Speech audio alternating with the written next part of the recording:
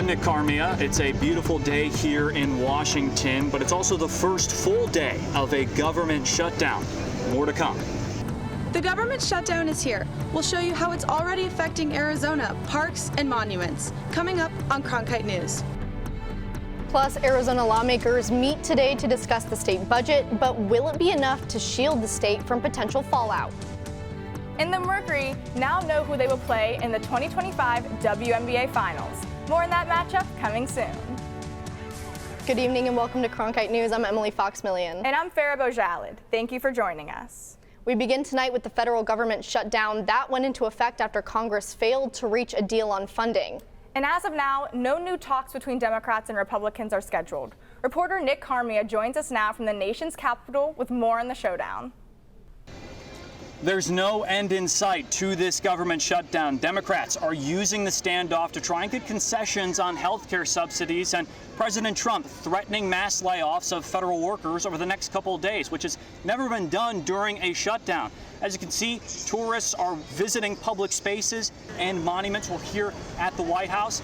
People are taking pictures, participating in walking tours, and sitting in front of the steel black fence on Pennsylvania Avenue. It doesn't look like the shutdown has disrupted this activity, but the Capitol Visitor Center is closed. And many of those tourists are wondering when this shutdown will come to an end.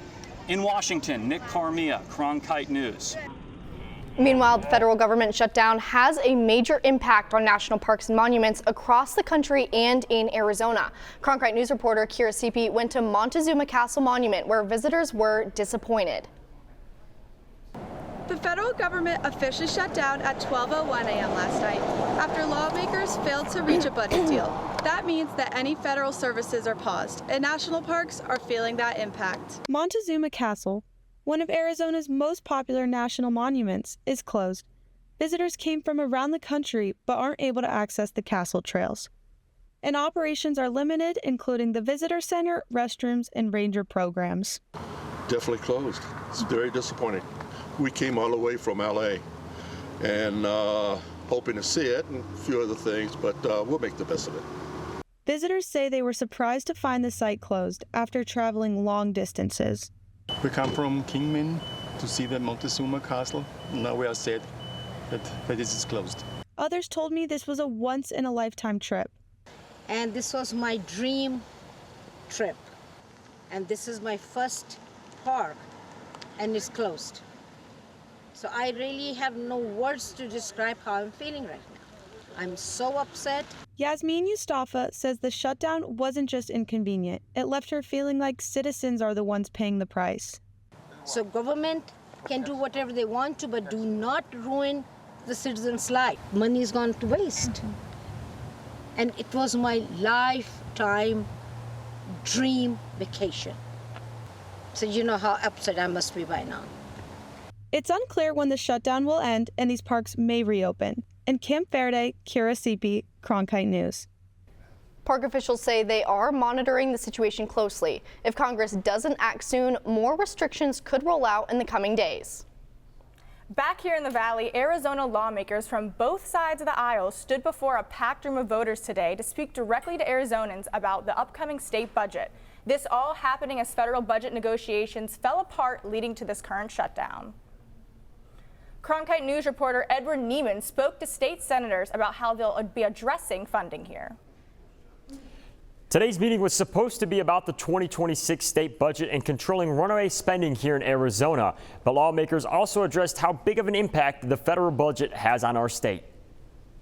On the panel were 2 Republicans and 2 Democrats, one each from the state House and Senate. They spoke together at the Common Sense Institute meeting where every seat was filled, people standing shoulder to shoulder in the back. These voters wanted to hear how the state will address cuts in federal spending that fund programs like food assistance and Medicaid. Democrats criticized the shutdown in Washington, and the Republicans emphasized the need to cut spending. The day of all days, the day that there's a federal shutdown, it's crucial that states understand with the chaos in Washington, we have to be prepared, not just for this upcoming session, but for the next 3 to 5 years.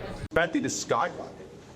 We're pushing $40 trillion. We're not just passing this debt on to our children, we're passing it on to our grandchildren. These lawmakers also discussed some of the serious budget issues in Arizona, including funding for children with developmental disabilities that also skyrocketed to $300 million last year. In the newsroom, Edward Neiman, Cronkite News. Meanwhile, Secretary of War Pete Hegseth addressed military leaders, continuing his message of anti-DEI policies. Hegseth appeared in Quantico, Virginia, and addressed several topics that he deemed as promoting diversity. This is a part of his broader campaign to eliminate DEI from the military. One controversial topic was female military members. Hegseth reiterated previous comments about female physical ability in combat jobs. Our female officers and NCOs are the absolute best in the world. But when it comes to any job that requires physical power to perform in combat, those physical standards must be high and gender neutral. If women can make it, excellent. If not, it is what it is. If that means no women qualify for some combat jobs, so be it. Officials expect this event to cost millions of dollars. This is due to travel costs transporting overseas military officials to Virginia. The governor of Louisiana is requesting that President Donald Trump deploy federal troops in his state.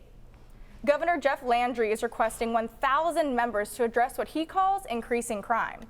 Landry says Louisiana experiences high rates of homicide, carjacking, and gang violence. Some recent data conflicts with Landry and the AP reporting that homicide rates in one of Louisiana's biggest cities, New Orleans, has seen a decline during this year so far.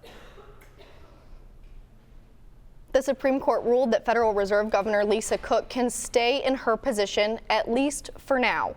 The Supreme Court will not decide immediately whether Cook will be removed, going against President Donald Trump's order to fire the federal governor. This isn't the end for Cook's case. The court will continue to debate whether Cook can officially stay in the position. As a lower court ruled earlier, Cook will be allowed to participate in the last two federal meetings of the year. Coming up next, if you drive an electric vehicle, listen up. A big change impacting these drivers went into effect today. It's going to make the HOV lanes less crowded, and it's going to make the general purpose lanes more crowded. A federal rule over alternative fuel vehicles has ended. How will it impact Arizona drivers? Coming up on Cronkite News. Plus, are we going to see some lower temperatures in the fall? Your 8-day forecast coming soon.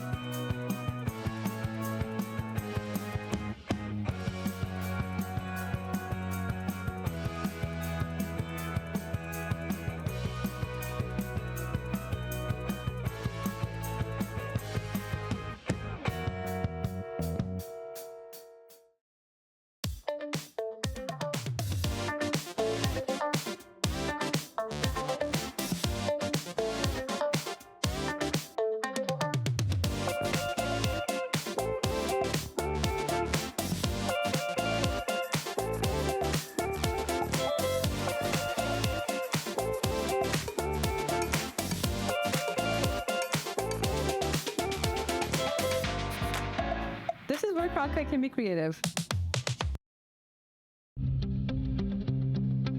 You meet so many new people who are on different communities, and when you do that, you're able to network not only, but also get to engage, talk to people, and make life friends. I think that definitely surprised me, the community that I would find, because I wasn't really expecting it. I was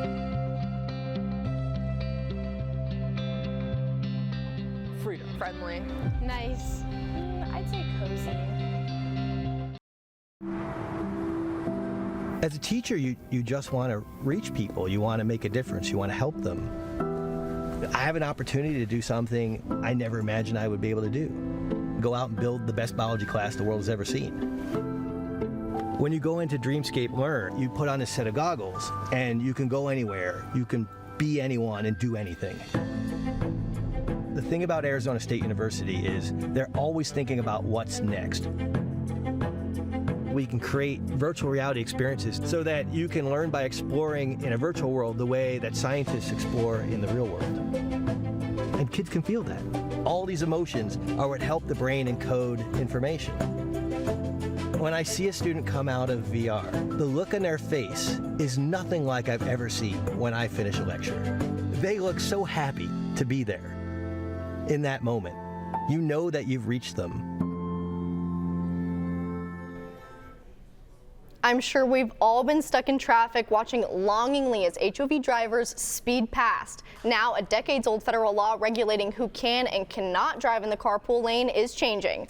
Macy Markham has more on what this means for drivers zipping past the HOV lane. For 20 years, Arizona has incentivized drivers to purchase electric vehicles with a perk. Just being an EV driver myself, selfishly, I think it's a great perk. Driving an alternative fuel vehicle used to mean a free pass into Arizona carpool lanes, but now an empty seat like this one will make all the difference. Now, single drivers will no longer be able to drive in the HOV lane, even if you drive an electric car. It's surprising and unfortunate. The shift comes as federal legislation from 2005 expires, and while Arizona has its own law that grants EV drivers the same perks, it does not override that federal exemption. It's going to make the HOV lanes less crowded, and it's going to make the general purpose lanes more crowded. According to the U.S. Department of Energy, electric vehicle purchases increased nearly 46% from 2022 to 2023, and they've been on a steady rise since. Fueled not only by access to the fast lane, but the newest tech. Technology, the self-drive is honestly amazing. It's a game changer for long drives. Enforcement of the exemption is already underway, so next time you head out, think about filling that passenger seat. It could save you some time. Yeah, I'm standing in downtown Phoenix. You can see some of that rush hour traffic starting to pile up behind me, and those HOV lane drivers just speeding past everyone else. But for all of you EV owners who may be grieving some of those carpool privileges, stay tuned. Arizona Representative Greg Stanton has introduced some legislation that would reauthorize some of those driving perks. In downtown Phoenix, Macy Markham, Cronkite News. Thanks, Macy. A new report shows Arizona students are missing way too much school. Nearly 1 in 3 high school students were chronically absent last year. That means they missed at least 18 days of class. While that is a slight improvement from the year before, it's still about double the rate before the pandemic. The study by the Helios Education Foundation found students from low-income families, minority communities, and those who switched schools were absent the most often. And on a passing note tonight, primatologist Jane Goodall has died. Goodall was known for her lifelong study of chimpanzees. Her observation about chimpanzees' use of tools and their social strictures were revolutionary. Goodall was on a tour speaking in California when her foundation's social media announced her death. Jane Goodall was 91 years old. And Hurricane Imelda continues its path along the East Coast as Hurricane Humberto weakens alongside it. Imelda, now a Category 2 storm, creating strong rip currents. The hurricane is expected to do the most damage to Bermuda as it moves north. Imelda is following closely to Hurricane Humberto. Forecasters are now saying that the two storms are creating a Fujiwara effect. This happens when two hurricanes are tangled. As they move, the storms kind of look like they're dancing. As the East Coast continues to manage the hurricanes, monsoon season has officially ended in Arizona. And there aren't any storms in sight, at least for now. Edward Neiman joins us now from the Cronkite Weather Center with our forecast. Welcome into the Cronkite Weather Center. Let's get you set with your Wednesday forecast. We'll start you off with the evening planner as we wrap up the workday here in the valley. In the lower 90s at the 7 o'clock hour, we'll cool all the way down to the mid 80s though. 85 is your temperature at 10 p.m. Winds are light, under 5 miles an hour out of the northwest. Not really playing a factor here tonight. 113 is your record high that was set last year on this date, October 1st, so much cooler temperatures here today in the valley. Your low temperatures for the early morning hours tomorrow. Phoenix metro area, you're looking at 76 degrees, 45 up at the Grand Canyon. Out in Yuma, you're looking at 73 degrees. Down in Tucson, lower 70s at 71. We're monitoring some winds as we work our way towards the end of the work week. We'll pick it up Thursday just after the lunch hours. 17 miles an hour in Kingman. Those winds will briefly subside, but they're going to ramp back up as we hit 1:30 on Friday. 28 miles an hour in Kingman, 31 miles an hour up at the Grand Canyon. These winds affecting as far south as Sedona, 24 miles an hour. So if you have any outdoor activities in the afternoon hours on Friday, take note of that. Here's a look at your 8-day forecast. 101 degrees is your high temperature on Thursday after these winds blow through the area. Cooler temperatures setting up for your weekend. 98 is your high temperature on Saturday, 93 on Sunday with lows in the lower 70s and upper 60s. From the Cronkite Weather Center, I'm Edward Neiman. Coming up next, ASU Volleyball has continued to dominate as they ride a 5-game win streak. And on that run, they have gotten some help from some new faces. Who has stood out and what's ahead for the team on fire? Find out next on Cronkite News. And I'm Aiden Blank at the Mercury practice facility. Phoenix and Las Vegas kick off the WNBA Finals this weekend. You meet so many new people who are on different, and when you do that, you're able to network not only, but also get to engage, talk to people, and make life friends. I think that definitely surprised me, the community that I would find, because I wasn't really expecting it. I was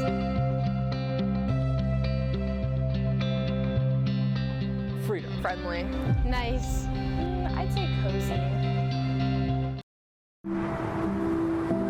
As a teacher, you just want to reach people. You want to make a difference. You want to help them. I have an opportunity to do something I never imagined I would be able to do. Go out and build the best biology class the world has ever seen. When you go into Dreamscape Learn, you put on a set of goggles and you can go anywhere. You can be anyone and do anything. The thing about Arizona State University is they're always thinking about what's next. We can create virtual reality experiences so that you can learn by exploring in a virtual world the way that scientists explore in the real world. And kids can feel that. All these emotions are what help the brain encode information. When I see a student come out of VR, the look on their face is nothing like I've ever seen when I finish a lecture. They look so happy to be there. In that moment, you know that you've reached them.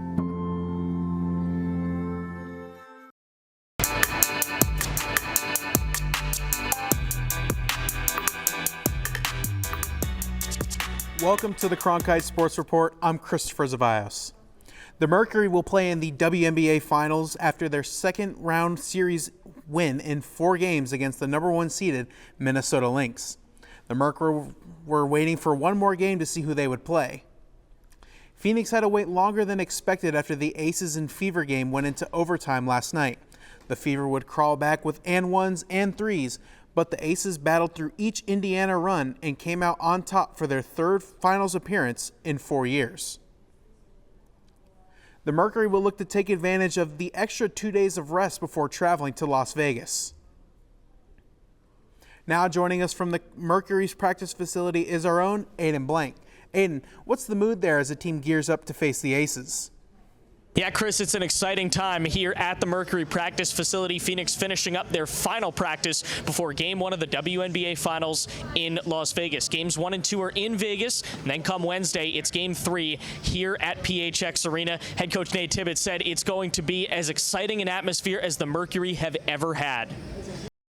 It's a first-class organization. I mean, that crowd is rival to any NBA playoff game, and the city, the Valley, the X Factor has to get a lot of credit for that, and I hope that people around the nation see that, right?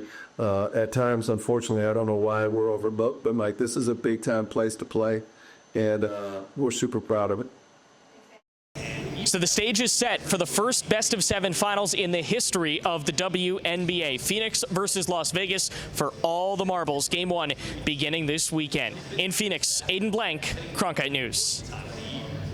With conference play underway for ASU Volleyball, expectations are high for the Sun Devils, who are coming off one of their best seasons ever.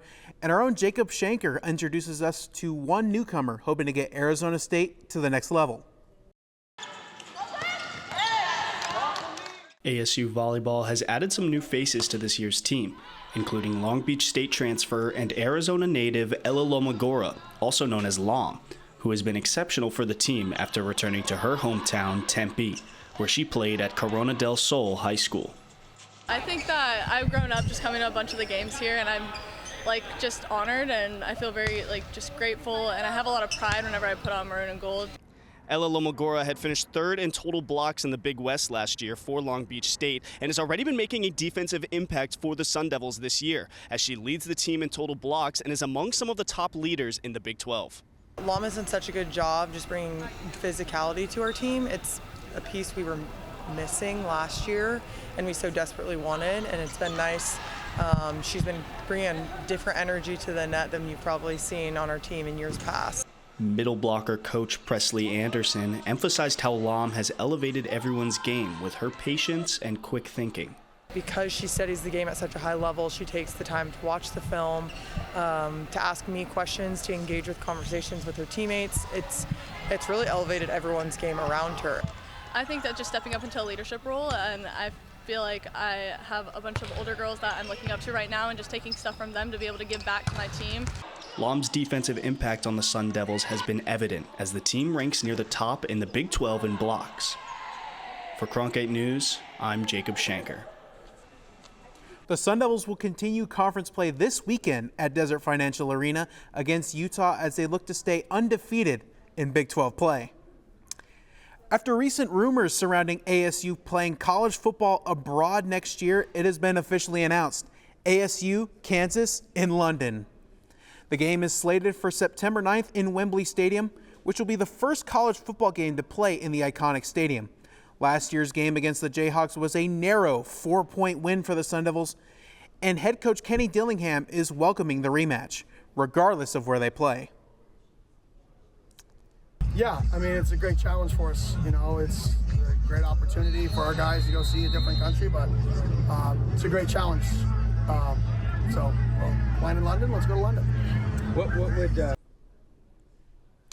Sticking with football in Arizona, the Cardinals are down another running back after it was announced today that Trey Benson would move to the IR following a knee injury in Thursday night's loss against the Seahawks. Even with the injury news, head coach Jonathan Gannon is focused on improving the run game. First, that pad level, pointing it the right way. You got, some technique things that come up, some schematic things that come up, off here or there a little bit, playing penalty free, so we just got to uptick everything that we're doing to get the run game going. It seems like there's a decent... Now that James Conner and Trey Benson are injured, the running back workload falls on the shoulders of Imari DeMarcado, a third-year back who went undrafted out of TCU, and the numbers are obvious. He doesn't have a lot of experience leading this year's offense. Michael Carter has also been elevated from the practice squad ahead of Sunday's home game against the Titans. That's it for tonight's Cronkite Sports Report. I'm Christopher Zavios. Thank you for joining us. Now back to Emily and Farah at the desk. Thanks, Chris. Coming up next, a park in Alaska has crowned a winner for their annual Fat Bear Week. With over 1.6 million votes, the competition is bigger than ever. We'll have more on the brown bear who won the title and why the event is so important to Alaskans.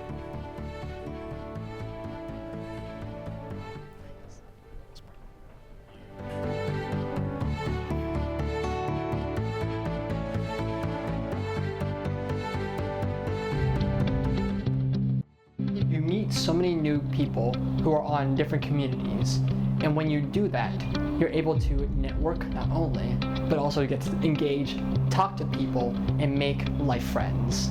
I think that definitely surprised me, the community that I would find, because I wasn't really expecting it. I was